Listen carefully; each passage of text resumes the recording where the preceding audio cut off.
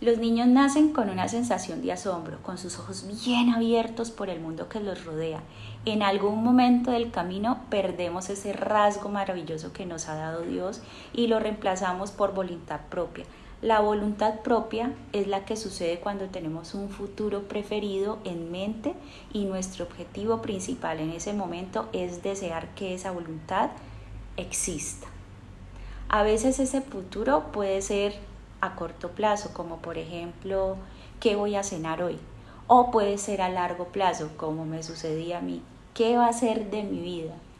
Bueno, conocí leyendo El Principito a un piloto que se estrella en el desierto y para él salir de todo este conflicto que tenía tuvo que interiorizarse y empezar a ver ese conflicto con ojos del corazón, con ese niño interior, con la sensibilidad que demuestra que puede hacerse las cosas de una manera mucho más fáciles. Cuando nuestro objetivo principal es desear que exista nuestra voluntad, en realidad lo que estamos haciendo es arrebatándole al autor de la mano el pincel para que pueda escribir nuestra historia. Este control solamente va a suceder en nuestra mente porque realmente nosotros no tenemos autoridad sobre nuestras vidas. El único autor de esa pluma, de ese pincel que puede escribir nuestro nombre en el libro de la vida, se llama Dios. Simplemente si llegamos a ejercer nuestra propia voluntad, lo que estamos haciendo es intercambiar, ver el mundo con ojos de asombro, como un niño recién nacido, a ver el mundo con ojos de nuestra voluntad, con ojos del mundo. Ese intercambio nos lleva a estragos, a desfiguración y por supuesto a distorsionar nuestra vida de crecimiento espiritual. Hola, mi nombre es Heidi Andrea Ramos Fajardo, soy estudiante del IBLIT y esta es mi prédica. Vamos a colocarnos en comunión con Dios, vamos a hacer una oración de inicio, por favor, cerremos los ojos. Dios, permíteme ser luz, Señor. Utilízame como un recipiente para glorificarte, Padre Santo, para honrarte, Señor, con esta prédica. Hazme humilde de corazón, Señor, y sabia de conocimiento para discernir en tu verdad, Padre Santo. Gracias, Dios. Gracias por cada persona que escucha esta prédica, Señor. Haz que el mensaje llegue a su corazón, que tenga un corazón limpio, Papito Dios. Permítenos vivir con asombro, Señor, con ojos de niño, Señor, para que recibamos tu bendición, tu gracia y misericordia, Señor, para alcanzar esa salvación eterna. En el nombre de Jesús, amén y amén. Vamos a la palabra, leamos Lucas 18:17. Les aseguro que el que no reciba el reino de Dios como un niño, de ninguna manera entrará en él. Tenemos que conocer cuáles son las cualidades de un niño. ¿Cuáles serían? Serían la alegría, la inocencia, la sencillez, la humildad, la sinceridad, la paz interior. Los niños se gozan la ilusión de la imaginación, son creativos, son originales, ven las cosas de una forma mucho más sensible y sencilla. Es un regalo recibir el reino de Dios como un niño. Los niños cuando reciben un regalo, ellos no se ponen a pensar, ¿será que me lo merezco? ¿Será que qué hice? ¿Por qué me están regalando? No, sencillamente no tienen ninguna pesadez en su corazón y lo disfrutan. Abren ese obsequio con alma, con el corazón, con gusto y se lo disfrutan. Dios quiere que entremos al reino de los cielos con ese corazón sensible, humilde, lleno de esa grandeza y esa sencillez que tiene un niño. Hagamos una leve lectura de 1 de Pedro 2, del 1 al 2. Por lo tanto, abandonando toda maldad y todo engaño, toda hipocresía, envidia y toda calumnia, deseen con ansias la leche espiritual pura, para que como niños nacidos, así por medio de ella, crezcan en salvación. Investigué qué quería decir leche espiritual pura y se trata de una oración genuina, bíblica, piadosa, orando con un corazón obediente a la ley de Dios. La voluntad de Dios es que anhelemos su palabra, que la apasionemos como esa leche espiritual y así alcancemos la salvación por su gracia. El título de la prédica es Como niños con ojos del corazón. Para reencontrarnos con ese niño interior guiados por Dios, esta prédica la he dividido en bases, en puntos claves y en una meta. Vamos por la primera base, es nuestro punto de partida. La he nombrado enseñables.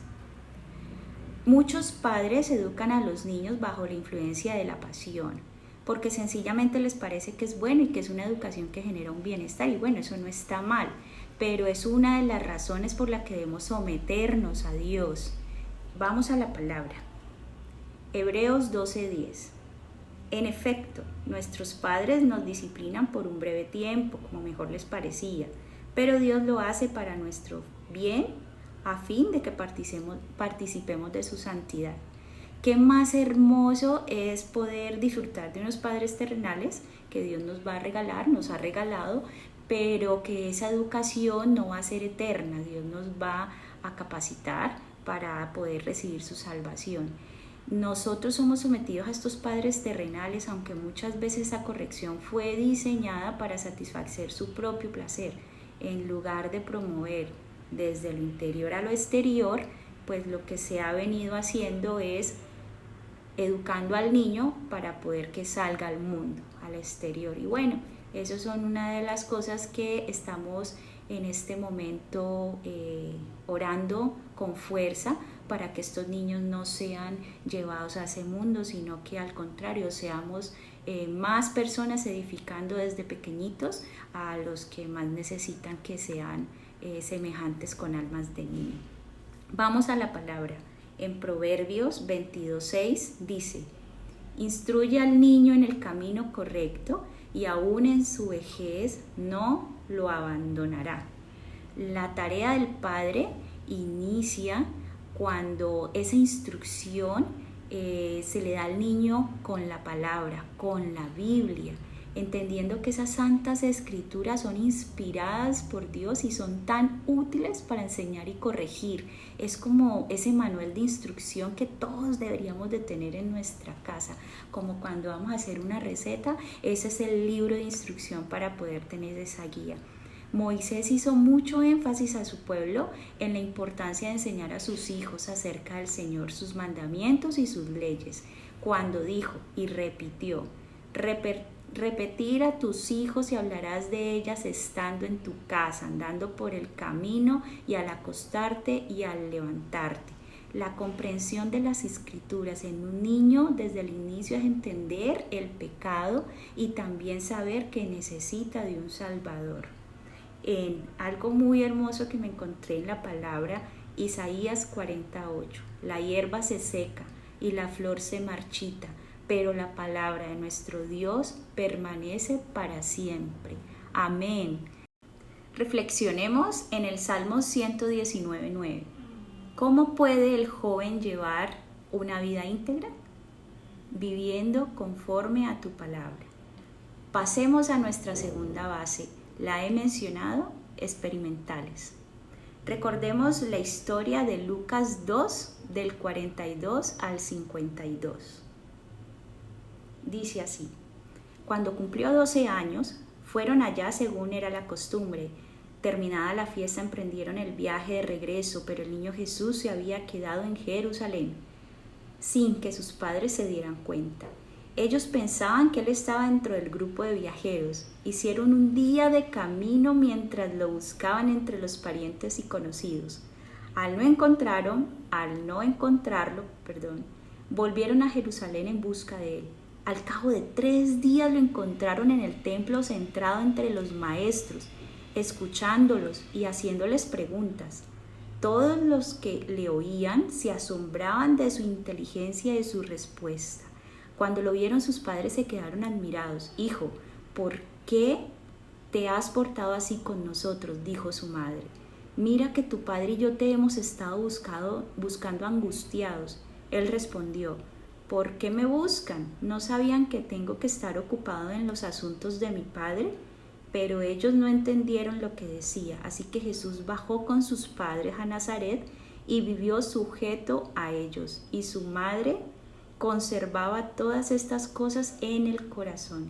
Jesús siguió creciendo en sabiduría y estatura y cada vez más gozaba del favor de Dios y de la gente. ¿Qué tal esta historia? Jesús, de 12 años, experimentó a plenitud la comunión con el Padre Celestial ante la sociedad. Está en una etapa de crecimiento, de adquiriendo conocimiento, estaba aprendiendo de los maestros y tenía demasiada inteligencia. Vamos a la palabra en Eclesiastés 11:9. Alégrate, joven, en la juventud, deja que tu corazón disfrute de la adolescencia. Siga los impulsos de tu corazón y responde al estímulo de tus ojos, pero toma en cuenta que Dios te juzgará por todo esto. En esta escritura, Salomón está exhortando a los jóvenes y más que todo está exhortando a su hijo. Dice a los jóvenes que todo lo que hagamos debemos considerarlo, porque en esta vida seremos juzgados por Dios. Aquí la pregunta es, ¿le complace a Dios lo que estoy por hacer o por la decisión que estoy por tomar? Engañoso es el corazón.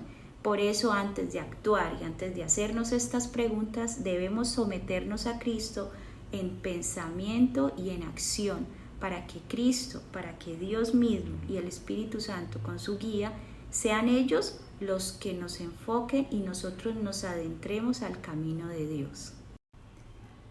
Recuerdo una historia muy breve de un pastor y un joven que van caminando por la arena y en el caminar van dejando sus huellas.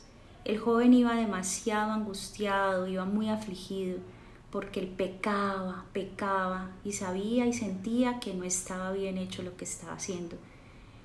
El pastor se detuvo y de escucharlo en esta conversación le dijo, hijo, mira hacia atrás.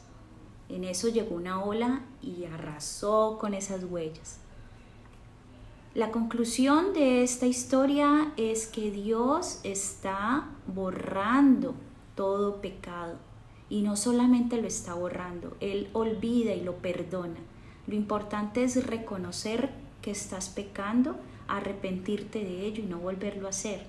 Entonces, el siguiente paso, la siguiente base, la he llamado redimidos. En este caminar de reencontrarnos con ese niño interior en Cristo, veníamos sometidos en la lucha constante con nuestros enemigos, el mundo, Satanás y la carne. Sabemos que esa lucha es imposible si lo hacemos solos. Necesitamos algo sobrenatural y ese es el Espíritu Santo actuando en nosotros. Esta base de redimidos está sujeta a la palabra. Acompáñame a Ezequiel 11:9, que dice así: yo les daré un corazón sincero y pondré en ellos un espíritu renovado. Les arrancaré el corazón de piedra que ahora tienen y pondré en ellos un corazón de carne.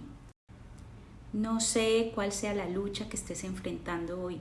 No sé si de pronto de niño sufriste de abandono, de algún abuso o alguna raíz se ha venido fortaleciendo y colocando ese corazón de carne, se ha fortalecido y se ha vuelto duro y te has dado a las cosas del mundo. Recordemos que Dios en Lucas 12:15 nos dice en su parte B, la vida de una persona no depende de la abundancia de sus bienes. Y una frase muy linda que me encontré dice así: lo exterior cambia como la corteza de un árbol, pero lo espiritual permanece porque es lo esencial e inmutable. No debemos olvidar que todos somos santos, que eventualmente pecamos. Somos escogidos de Dios. Él nos recuerda que somos su amor, somos semejantes a Él. Nunca nos dejará ni nos dará la espalda, en Hebreos 13:5. Somos sus hijos y hemos sido y hemos estado en un proceso, como lo he mencionado. Hemos sido enseñables, hemos experimentado y hemos sido redimidos. Nuestra cuarta y última parada es la meta. La he mencionado, llamados a hacer luz en la oscuridad. Vamos a Mateo 5:15. Tampoco se enciende una lámpara para cubrirla con una vasija. Por el contrario, se pone en el candelero para que alumbre a todos los que están en la casa. Después de haber sido enseñables, de haber experimentado y de que Dios nos ha redimido, estamos listos para honrar a Dios, dejándonos utilizar como ese recipiente para que la salvación de más almas lleguen a Cristo.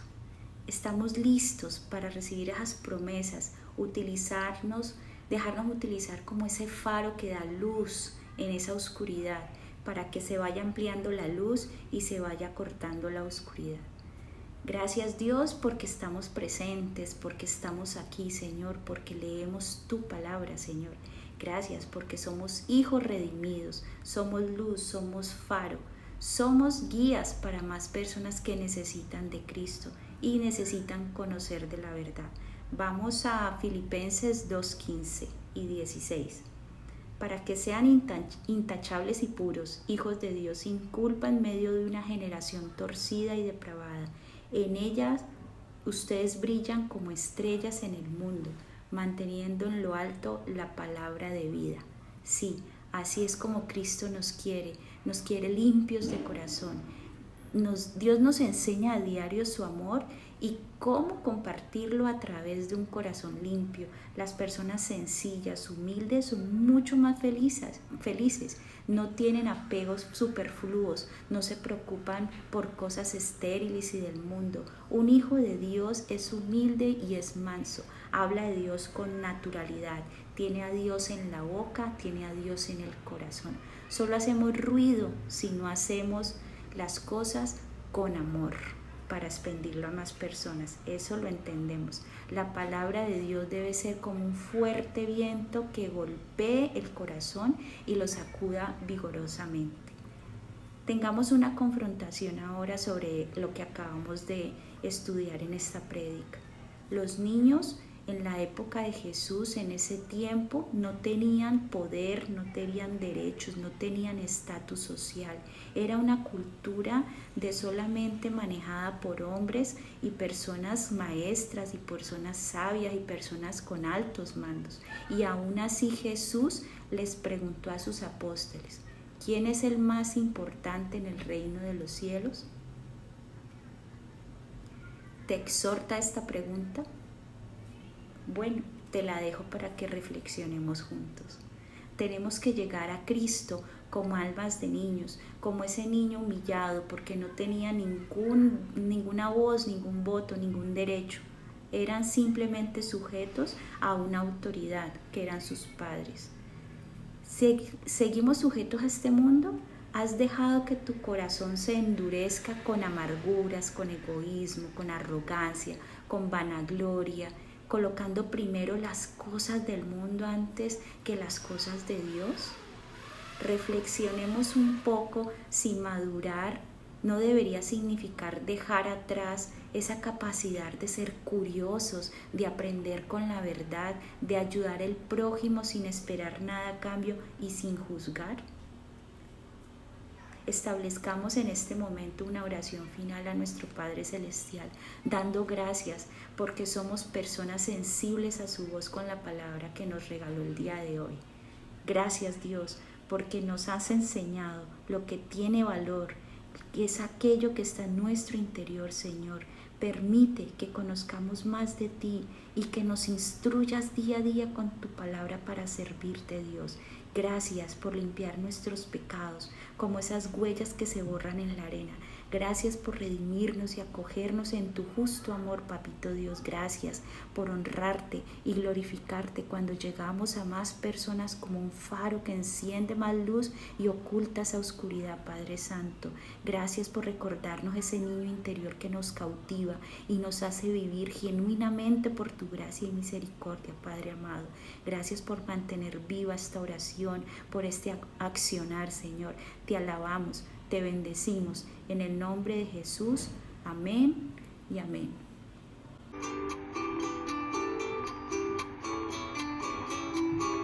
Dame una fe sencilla, como risa de niños cuando juegan, como gota de rocío que se rueda cruz de rústica madera. Dame una fe sencilla que se siente a la mesa de los pobres, que se alegre de alegrar sus corazones y que llore también con sus dolores. Una fe así, parecida a ti, sencilla como fue a la tierra tu venida, como fueron tus historias campesinas, como fue tu hogar en Palestina. Dame una fe sencilla para curar con esperanza la tristeza, para cantar por el perdón en esta guerra, para avivar el pábilo que humea.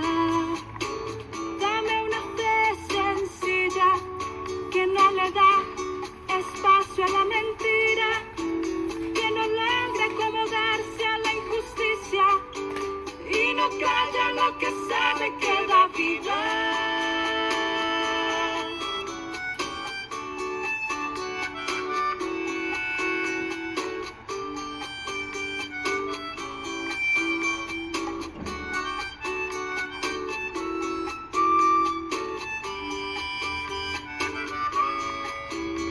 Una fe así,